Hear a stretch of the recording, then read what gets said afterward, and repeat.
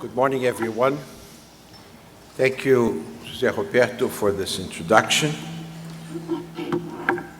Minister Zimler, Minister Noronha, Dr. Ferraz, ladies and gentlemen, it gives me great pleasure to participate in the Brazilian American Chamber of Commerce Brazil Infrastructure Investment Forum.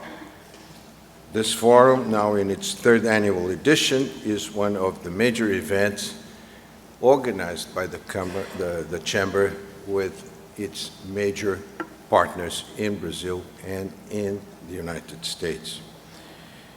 This year alone, the Chamber has already organized more than 30 events, and I wish to congratulate President John Landers, who could not be with us today due to unforeseen reasons, and Executive Director, my good friend Roberto Azevedo, and all of the members of the Chamber for their untiring work in forging closer business relations between Brazil and the United States.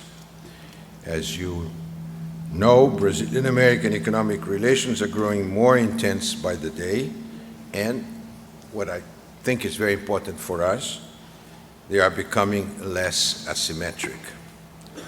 In terms of investments, for instance, we can no longer just talk about American investments in Brazil without considering the growing investments made by Brazilians in this country, which generate American jobs.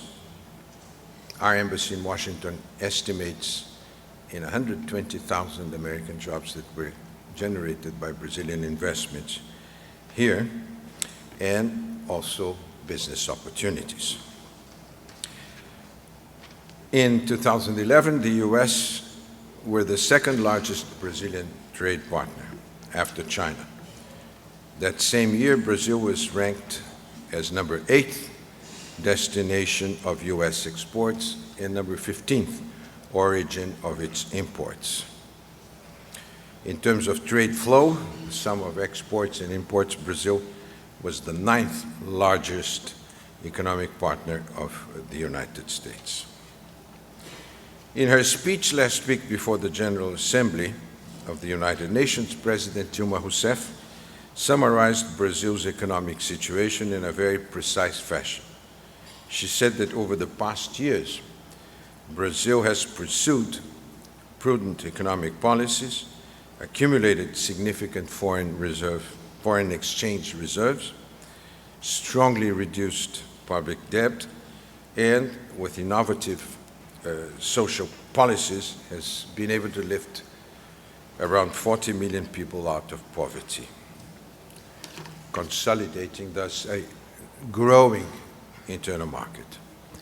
The President mentioned that, like all countries, we were affected by the crisis, but that, however, despite the temporary slowing of our growth rate as a result of the current circumstances, we have managed to keep inflation under control and to maintain extremely high employment levels, to continue reducing social inequality, and to significantly increase workers' income.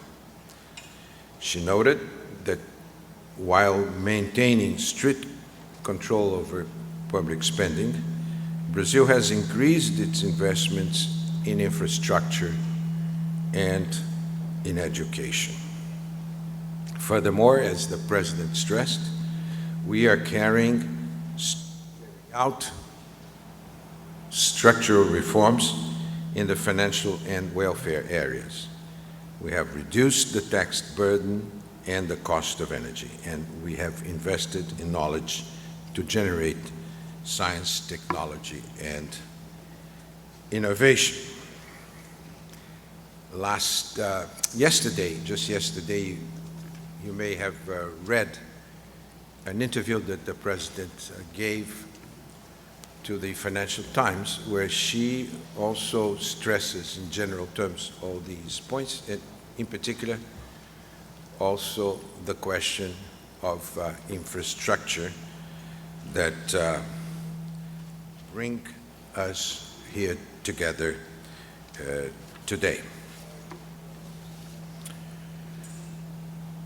Infrastructure is crucial for any country, and in particular for a country that is aiming at high rates of growth and social inclusion.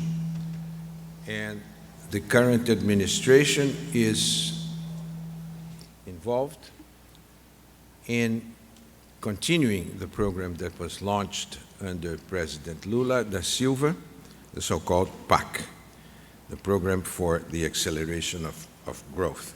First PAC was launched in 2007, encompassing three main areas of investments, totaling $363 billion, logistics, power generation and transmission, as well as social and urban development.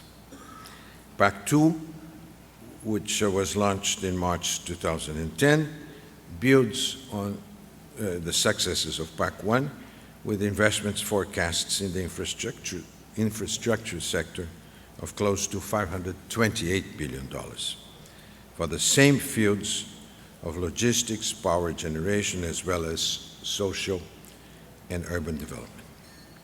Investments opportunities in PAC 2 are found in many areas: housing, power, oil and gas, highways. I will not dwell much on these questions, on these topics, because I assume they will be discussed during today's working morning.